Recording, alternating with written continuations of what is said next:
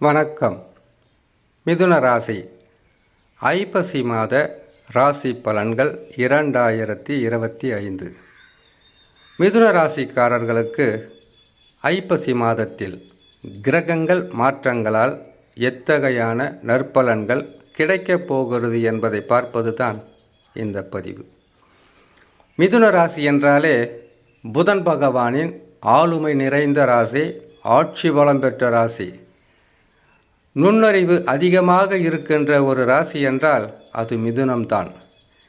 எதையும் எளிய முறையில் வெற்றி பெறுவதற்குண்டான வழியையும் அதற்குண்டான வாய்ப்புக்காகவும் காத்து கொண்டு இருக்கக்கூடிய ராசி. பேசுகிற வார்த்தை என்பது சிறிதளவாக இருந்தாலும் மற்றவர்கள் மனதில் நிரந்தரமாக இடம் பிடிக்கின்ற ஒரு உன்னதமான ராசி. இந்த ராசியில் பிறந்த உங்களுக்கு கடந்த 1.5 வருட காலமாக கடுமையான பாதிப்புகளும், உடல் நலத்தில் பல வகையான கஷ்டங்களும், கொடுத்த வாக்கை காப்பாற்ற முடியாத சூழ்நிலையும், எண்ணற்ற பிரச்சனைகளையும் தந்து வந்த கிரக அமைப்புகள் அப்படியே தலைகீழாக மாறி நற்பலன்களை தருகின்ற ஸ்தானத்தில் அமர்ந்திருக்கிறது.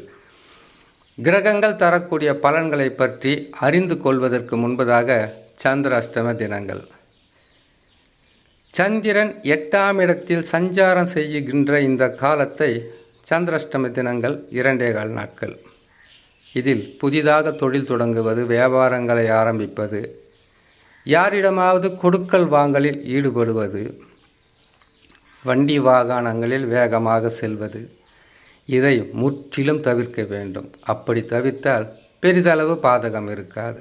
சந்திராஷ்டம தினங்களை பார்க்கலாம்.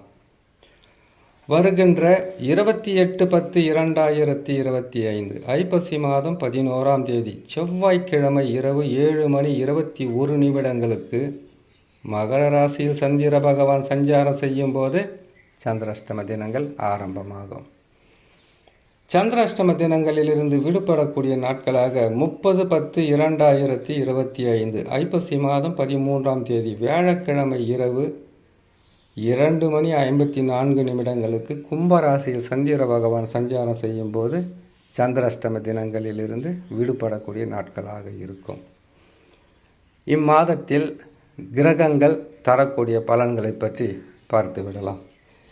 மிதுன ராசியான உங்களுக்கு உங்கள் ராசிக்கு 2ஆம் ராசியில் குரு பகவான் உச்சம் பெற்று மிகவும் உன்னத பலன்களை தருகின்ற ஸ்தானத்தில் அமர்ந்திருக்கிறார். 2ஆம் இடத்தில் குரு பகவான் அமருவது என்பது 12 ஆண்டுகளுக்கு ஒரு முறை நடக்கக்கூடிய அதிசயம், நற்பலன், மிகவும் சிறப்பான பலன்கள் என்று சொல்லிவிடலாம். இன்னும் கூட அதிகமாக அடுக்கி கொண்டு போகலாம்.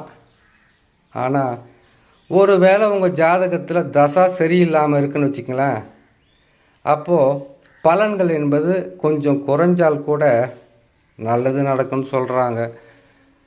எந்த வீடியோவை பார்க்குறது, எந்த பதிவை பார்க்குறதுன்னு தெரியல. நல்லது நடக்குதுன்னு சொல்லும்போது பெருசாக எதுவும் நடக்கலை, கம்மியாக தான் இருக்குன்னு மன கஷ்டம் ஏற்படும். ஒருவேளை ஜாதகத்தில் தசா பலமாக இருந்துட்டால் அதிகப்படியான நற்பலன் கிடைக்கும்போது சொன்னதெல்லாம் நடக்குதுன்ற ஒரு மனம் சந்தோஷம் அடையும். ஜோதிடர்கள் பலன்களை சொல்லும்போது எந்த பலனாக இருந்தாலும் அடக்கி வாசிப்பதற்கு ஒரு காரணம் இருக்கும். தசா நல்லா இருக்கணும். அந்த நேரத்தில் நல்லா இருக்கிற தசா இருந்தாக்கா கெட்டதே சொன்னாலும் நடக்க போகிறதில்ல. ஒருவேளை கெட்ட தசாவாக இருந்தால் நாம் நல்லதே சொன்னாலும் பெருசாக நடக்கிறதில்ல. கிரகங்கள் மாற்றம் பெற்று அமரும்போது நன்மைகளும் தீமைகளும் அதிகமாகவோ அல்லது குறைத்தோ தருகிறது என்றால் நிச்சயமாக உங்களுடைய சொந்த ஜாதகத்தில் தசாதான் காரணமாக இருக்கும் என்பது 12 ராசிக்காரர்களும் எப்பொழுது உணர்கிறார்களோ அப்பொழுதே அவர்களுக்கு நல்ல காலம் ஆரம்பித்து விட்டது என்பதைத்தான் நாம் உணர வேண்டும். சரி, பலன்களை பார்க்கலாம். ராசிக்கு 2இல் உச்சம் பெற்று அமருகின்ற குரு பகவான் குடும்பஸ்தானம், வாக்குஸ்தானம், தனஸ்தானம் மூன்றுமே பலம் பெற்று பொருளாதார உயர்வு, கடன் தொல்லையிலிருந்து மீண்டு வருவது, கஷ்டங்களிலிருந்து மீண்டு வருவது, செய்கிற தொழிலில் வளர்ச்சி பெறுவது, புதிய தொழில் தொடங்குவது, வியாபாரங்களை ஆரம்பிப்பது, எது செய்தாலும் அது உங்களுக்கு சாதகமாக இருக்கும். எவ்வளோ நல்லா இருக்குது சொல்லும்போது கேட்குறதுக்கு. இந்த ஒரு வருஷம்தான் அப்படி செய்வார். இந்த ஒரு வருஷத்தில் கூட ஒரு சில மாதங்கள் நற்பலன்களும், அதற்கு பிறகு மத்தியம பலன்களும், அதற்கு பிறகு மீண்டும் வேதாளம் முருங்கை மரத்தில் ஏறின மாதிரி இருக்கும். உங்களுக்கு என்ன பிரச்சனை இருக்கோ அது உடனே தீர்க்கறதுக்கு வழியை தேடிங்க. ஏன்னு கேட்டிங்கனாக்கா 2ல் இருக்கும்போது நன்மைகளை அதிகமாக செய்கின்ற குரு பகவான் 3, 4ல் பல வகையிலும் கஷ்டங்களை கொடுத்து விடுவார். இதிலிருந்து என்ன தெரியுதுன்னு கேட்டிங்கனாக்கா, அதிகமாக நற்பலன்கள் நடக்கக்கூடிய காலகட்டம் தான். அடுத்த 2 வருஷத்துக்கு உங்களை காப்பாற்றிக்கிறதுக்கு வழியை தேடுங்கன்னு இப்போவே சொல்லிடுறேன். வெறும் நல்லது மட்டும் சொல்லலாம் ஐயா, கெட்டதெல்லாம் அப்புறமா பார்த்துக்கலாம் அப்படின்ற ஒரு எண்ணம் வருதா? அதுக்கப்புறம் வரக்கூடியதை நீங்கள் தான் பார்த்துக்கணும். சரிங்க, உங்கள் ராசிக்கு 3ஆம் ராசியில் கேது பகவான். இதுவும் சிறப்பான இடம்தான். முயற்சிகளில் முன்னேற்றங்களை அதிகமாக தருகின்ற ஸ்தானம். உங்கள் ராசிக்கு 4ஆம் ராசியில் நீசம் பெற்று அமர்கின்ற சுக்கிர பகவான் உங்களுக்கு யோகாதிபதி. யோகாதிபதியாக வரக்கூடிய சுக்கிர பகவான் நீசம் பெற்று இருப்பதினால் சிறு தாமதம் தான் இருக்கும், பெருசாக எதுவும் இருக்காது, நன்மைகள் நடக்கும். உங்கள் ராசிக்கு 5ஆம் ராசியில் சூரியன், செவ்வாய், புதன். இந்த கிரக அமைப்புகள் என்பது உடல் நலத்தில் சில பிரச்சனைகள் வரலாம். சூரியனும் செவ்வாயும் சேர்ந்து இருந்தாவே பிரச்சனை தான். கூட பார்த்திங்கன்னா புதனும் சேர்ந்து இருக்கிறதுனால இது அப்படியே மாதக்கணக்கில் வருஷக்கணக்கில் இருக்க போகிறதில்ல. மிஞ்சி போன ஒரு 15 நாள் இல்லை 20 நாள் வரைக்கும் தான் இந்த கிரக அமைப்புகள் இருக்கும். அதற்கு பிறகு மாற்றங்கள் பெறும்போது நற்பலன்கள் நடக்கும். அடுத்ததாக ராகு பகவான் உங்கள் ராசிக்கு 9ஆம் ராசியில். எந்த காரணத்தை கொண்டு கெடு பலன்களை செய்வதற்குண்டான வாய்ப்புகள் கிடையாது. நற்பலன்களாகவே இருக்கும், நல்லதாகவே இருக்கும். சனி பகவான் வக்ரம் பெற்றிருக்கிறார். வக்ர நிவர்த்தி இந்த மாதத்தில் பெறுவார். வக்ர நிவர்த்தி பெற்றால் பாதகமாக இருக்குமா என்றால் இருக்காது. ஏன்னு கேட்டிங்கன்னா குரு பலம் வந்தாச்சு. குரு பலம் வந்து விட்டாலே எத்தனை கிரகங்கள் பாதகமாக இருந்தாலும் தோஷ நிவர்த்தி பெற்று சுபத்தன்மை வாய்ந்த ராசியாகவே மாறிவிடும். அந்த வகையில் மிதுன ராசியான உங்களுக்கு அனைத்து கிரகங்களிலும் குரு பகவான், ராகு, கேது பலம், உபகிரகங்கள் பலம் மிகவும் அருமையாக இருப்பதினால் நற்பலன்கள் சற்று தூக்கலாகவே இருக்கும்.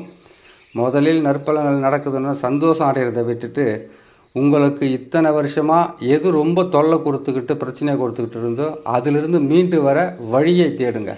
ஒன்றாச்சு. இரண்டாவதாக, இந்த நற்பலன்கள் என்பது நீண்ட நெடிய நாட்களுக்கு நிலையாக இருப்பதில்லை. கிரகங்கள் ஒரு ராசியில் 3 நட்சத்திரங்கள் இருப்பது உங்களுக்கு தெரியும். ஒரு சிலர், ஏன்னா மிதுன ராசிக்காரங்க எப்பவுமே ஜோதிடத்து மேலே ஒரு நம்பிக்கை இருக்கிறவங்க. ஒரு சிலருக்கு அது மேலே ஆசையே இருக்காது, அது மேலே வெறுப்பாக இருக்கும். அப்படி நம்பிக்கை இருப்பவர்கள் ஒரு ராசியில் 3 நட்சத்திரங்கள்னாக்கா நட்சத்திர பாதங்களை கடந்து செல்லும்போது, அவர் கடந்து செல்லும்போது ஒவ்வொரு பாதத்திலும் மாறும்போது பலன்கள் மாறிக்கொண்டே இருக்கும். அந்த நிலையில் மிதுன ராசியான நீங்கள் கவனமாகவும் மிகவும் முன்னெச்சரிக்கையுடன் செயல்பட்டால் இந்த நேரத்திலே உங்களை காப்பாற்றிக்கலாம். இன்னும் பெரிய பெரிய நன்மைகளெல்லாம் இருக்குது. சனி பகவான் 11க்கு வரணும், அதுக்கு இன்னும் 2.5 வருஷம் இருக்குது. குரு பகவான் இந்த ஒரு வருஷம் நல்லது செய்துட்டு அதுக்கப்புறம் 3ஆம் இடத்துல கெடுதல் செய்வார், 4ஆம் இடத்துல கெடுதல் செய்வார். நீங்கள் எதிர்பார்த்தீங்களோ இல்லையோ, நான் போடுற ஒவ்வொரு பதிவிலையும் இப்போ நல்லது நடக்குது, அதற்கு பிறகு இந்த கெடுதல் செய்யணும் முன்னெச்சரிக்கையாக சொல்லிடுறோம். சனி பகவான் இப்போது நல்லா செய்வார், அடுத்தது கெட்டத்தனை செய்ய போகிறாரு. நன்மைகள் நடக்கும்போதே நாம் உணர வேண்டியது அடுத்தது கெட்டதாக இருக்குமோ என்று சற்று சிந்தித்தாலே போதும், உங்களை நீங்கள் காப்பாற்றிக்கலாம்.